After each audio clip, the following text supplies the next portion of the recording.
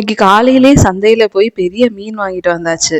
எல்லா மீன் சந்தையிலுமே மீன் கட் பண்ணி தர்றதுக்குன்னே ஒருத்தங்க இருப்பாங்க. ஆனா இங்க அந்த மாதிரி யாருமே கிடையாது. அதனால நம்ம தான் வீட்ல வந்து கட் பண்ணிக்கணும். அவங்கெல்லாம் இந்த மாதிரி பெரிய மீனை கட் பண்றதுக்கு ஷார்ப்பான கத்தியெல்லாம் வச்சிருப்பாங்க. நம்ம வீட்ல இருக்கிறது அந்த அளவுக்கு நம்ம இந்த பெரிய மீனை வெட்ட முடியாது.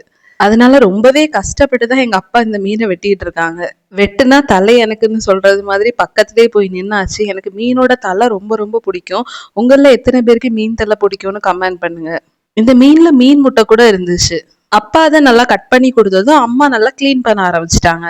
மீன் முட்டையை ஃபர்ஸ்டே நீங்க கழுவி வச்சுக்கோங்க. ஏன்னா அதை நல்லா ரஃபா கழுவுனா வந்து அந்த மீன் முட்டை உடஞ்சிரும். பக்கத்திலேயே சால மீன் இருக்கு பாத்தீங்களா, அதுவுமே அப்பா வாங்கிட்டு வந்ததுதான். இன்னைக்கு அதை கறி வைக்கவா இல்லைன்னா பொரிக்கவான்னு ஒரு கன்ஃபியூஷன்லயே போயிட்டு இருக்கு. எங்க ஊர் சைட்ல எல்லாம் எல்லா மீனுக்கும் ஒரே ரெசிபி அப்படியெல்லாம் கிடையாது. ஒவ்வொரு மீனுக்கு ஏத்த மாதிரி அந்த மசாலா கூட்ட குறைக்கிறது, அதை பண்றதுக்கு விதம் எல்லாம் மாறும். இன்னைக்கு அம்மா பண்ற மெத்தட் ஒரு சிம்பிளான மீன் குழம்பு தான். நானுமே இந்த மெத்தட் தான் எப்பவுமே ஃபாலோ பண்ணுவேன்.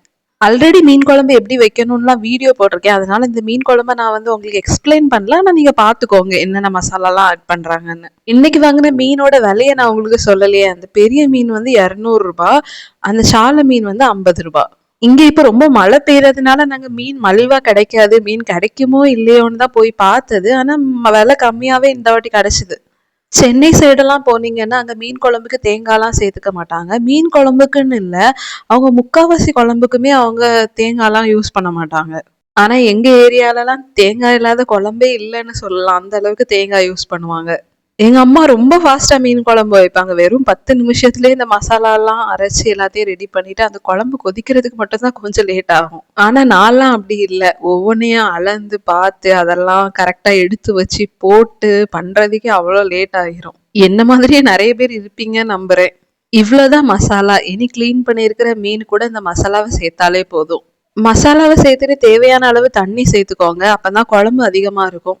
இன்னொரு விஷயமும் சொல்லியே ஆகணும். நான் சென்னையிலலாம் ஒர்க் பண்ணியிருக்கேன். அப்பல்லாம் நம்ம வந்து இன்னைக்கு மீன் கறி அந்த மாதிரிலாம் சொன்னா அவங்க வித்தியாசமா பார்ப்பாங்க. என்னடா இது அப்படின்னு. அப்பல்லாம் எனக்கு புரியாது ஏன் இவங்க இந்த மாதிரி பார்க்குறாங்கன்னு. அப்புறம் தான் தெரியும் அவங்க வந்து ஆட்டுக்கறி, மாட்டுக்கறி, கோழிக்கறி இதை தான் வந்து அவங்க கறின்னு சொல்லுவாங்களாம். அதாவது சிக்கன் கறி, மட்டன் கறி அந்த மாதிரி. இதெல்லாம் வந்து அவங்க குழம்புன்னு சொல்லுவாங்களாம். அதுவே அதுக்கப்புறம் தான் தெரிஞ்சுது. நான் பூண்டை அரைக்கும் போதே செய்திருவேன். ஆனா அம்மா இப்பதான் போடுறாங்க. ஏன்னா எங்க வீட்டுல உள்ளவங்களுக்கு இந்த பூண்டை அரைச்சி போட்டு அதுல வர ஸ்மெல் பிடிக்காது. இவ்வளவுதான் அம்மா வைக்கிற சிம்பிளான மீன் குழம்பு. நான் கூட தாளிக்கெல்லாம் செய்வேன். ஆனா அம்மா தாளிக்க எதுவுமே மாட்டாங்க. அதை அப்படியே டிஸ்டர்ப் பண்ணாம அப்படியே வச்சிருவாங்க நல்லா கொதிக்கிறட்டோம்னு. காலையிலேயே நான் எழும்புறதுக்குள்ளேயே அவியலும் வச்சாச்சு. எங்க வீட்டுல 10ல் ஒரு 8 நாளாவது அவியல் கண்டிப்பா இருக்கும். ஒரு லாலிபாப்பை கட் பண்றதுக்கு எவ்வளவு கஷ்டமா இருக்குன்னு பாருங்க. தாத்தா பேத்திக்கு வந்து லாலிபாப் வாங்கிட்டு வந்தா அதை ஓபன் பண்றதுக்கு அவ்வளவு கஷ்டமா இருக்குது. ஏன் இவ்வளவு டைட்டா வைக்கிறாங்கன்னு தெரியல. இப்படி எல்லாம் வச்சா எப்படி குழந்தைங்க ஈஸியா ஓபன் பண்ணி சாப்பிடுவாங்க. நாங்க எங்க அக்கா பாப்பாக்கு இந்த மாதிரி ஸ்வீட்ஸ் எல்லாம் கொடுக்க மாட்டோம். இது பக்கத்துல ஒரு கடைக்காரங்க கொடுத்ததுனால அப்பா கொடுத்தாங்க. என் அம்மா மீன் குழம்பு வச்சாச்சா, நான் இப்ப சிக்கன் வைக்க போறேன். ரொம்ப சிம்பிளா தான் வைக்க போறேன். ஒரு 3 விசில் வச்சுட்டு சிக்கனை நல்லா குக் பண்ணி எடுத்துட்டு கொஞ்சம் மசாலா, தேவையான மசாலா எதுனாலும் சேர்த்துக்கோங்க. நான் இன்னைக்கு மஞ்சத்தூள், மிளகாத்தூள், மல்லித்தூள் இவ்வளவு சேர்த்திருக்கேன். இந்த தண்ணி எல்லாம் வத்துறது வரைக்கும் நீங்க நல்லா ட்ரை ரோஸ்ட் பண்ணிக்கிட்டா போதும். ஒரு ஆயில் கூட நான் சேர்க்கல. அம்மாவோட மீன் குழம்புமே சைட்ல நல்லா கொதிச்சு வந்தாச்சு. லாஸ்டா நல்லா வாசனைக்காக கருவேப்பிலை ஆட் பண்ணியிருக்காங்க. இந்த சால மீன் இன்னும் வரைக்குமே என்ன பண்ணலான்னு யோசிக்கவே இல்லை. இருந்தாலும் அம்மா கிளீன் பண்ண ஆரம்பிச்சிட்டாங்க. கிளீன் பண்ணி முடிச்சதுக்கு அப்புறம் தான் நாங்கள் டிசைட் பண்ணோம். ஆல்ரெடி சைட் டிஷ் எல்லாம் இருக்குது. அதனால இதை வந்து இன்னொரு நாள் குழம்பாட்டே வச்சிடலாம்னு சொல்லிட்டு நல்லா கிளீன் பண்ணி ஃப்ரிட்ஜில் எடுத்து வச்சாச்சு. எனக்கு என் ஹஸ்பண்டுக்கெல்லாம் சால மீன் குழம்பு, நெத்திலி மீன் குழம்பெல்லாம் ரொம்ப பிடிக்கும். என்ன பெரிய மீன் வந்தாலுமே இதோட டேஸ்ட்டுக்கு வராது. உங்களில் எத்தனை பேருக்கு சால மீன் குழம்பு, நெத்திலி மீன் குழம்பு பிடிக்கும்னு கமெண்ட் பண்ணுங்க.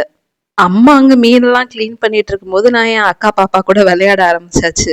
என் அக்கா பாப்பா தூங்குற டைமை தவிர மிச்சம் எல்லா நேரமுமே ஏதாவது ஓடிட்டே ஏதாவது பண்ணிட்டே இருப்பா. எனக்கே தோணும் இவளுக்கெல்லாம் டயர்டே ஆகாதா, இவ்வளோத்துக்கு ஓடுறாளே அப்படின்னு. நாங்கெல்லாம் கல்யாணம் முடிஞ்சு ஹஸ்பண்ட் வீட்டுக்கு போயாச்சு. எப்பவாச்சும் தான் இங்க வருவோம். இவ மட்டும்தான் இப்ப அம்மா அப்பாவோட ஃபேவரேட். என் அக்கா வந்தா இவள 1 வீக் அந்த மாதிரி தூக்கிட்டு போயிருவா. அப்பெல்லாம் வீடு வெறிச்சோடி இருக்கும். ரொம்ப சமத்து. தாத்தாவை மட்டும் அடிக்கடி வெளியே கூட்டிட்டு போறதுக்கு டிஸ்டர்ப் பண்ணுவா. மற்றபடி எல்லாமே சொல்றதை கேட்டு இப்பவே நல்லா புரிஞ்சு நடந்துப்பா. மேடம் முழிச்சிருந்தா ஹேர் கட் பண்ண காமிக்க மாட்டாங்க. அதனால தூங்கும் போதுதான் நான் ஹேர் கட் பண்ணி விடுவேன். அதனால ஹேர் ஸ்டைல் கொஞ்சம் அப்படி இப்படிதான் இருக்கும். இவளுக்கு ஒரு அக்கா உண்டு, 2 பேரும் ட்வின்ஸ். ஒருத்தி என் அக்கா கிட்ட இருக்கா. அவ எப்பவாச்சும் வரும்போது நான் அவளையும் உங்களுக்கு காமிக்கிறேன். இன்னைக்கு சிக்கன் நான்லாம் பண்ணேன். நான் ஒரு விதமா பண்ணதுனால வெங்காயம்லாம் தேவைப்படல. ஆனா அம்மா ஆல்ரெடி வெங்காயம்லாம் கட் பண்ணி வச்சுட்டாங்க. சரி அத வேஸ்ட் பண்ண வேண்டாம்னு சொல்லிட்டு நாங்க எக் பொடி மாஸ் பண்ண போறோம். இதுல ஒரு ட்விஸ்ட் இருக்குது.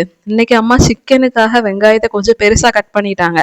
அதுக்கப்புறம் அத போட்டு எதுக்கு பொடியா கட் பண்ணிட்டு இருக்கணும்னு மிக்ஸியில சேர்த்து, கூடவே ஒரு பச்சை மிளகா, 2, 3 கருவேப்பிலை எல்லாம் சேர்த்து அத லைட்டா அரைச்சிட்டு இந்த மாதிரி சேர்த்தாச்சு.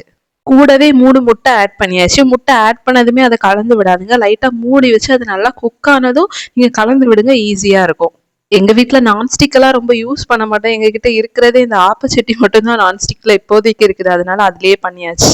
ஃபைனலா இன்னைக்கு இதெல்லாம் தான் பண்ணது. முட்டை பொடி மாசு, சிக்கன், அவியல், மீன் குழம்பு. நெக்ஸ்ட் வீடியோல பார்க்கலாம். பாய்.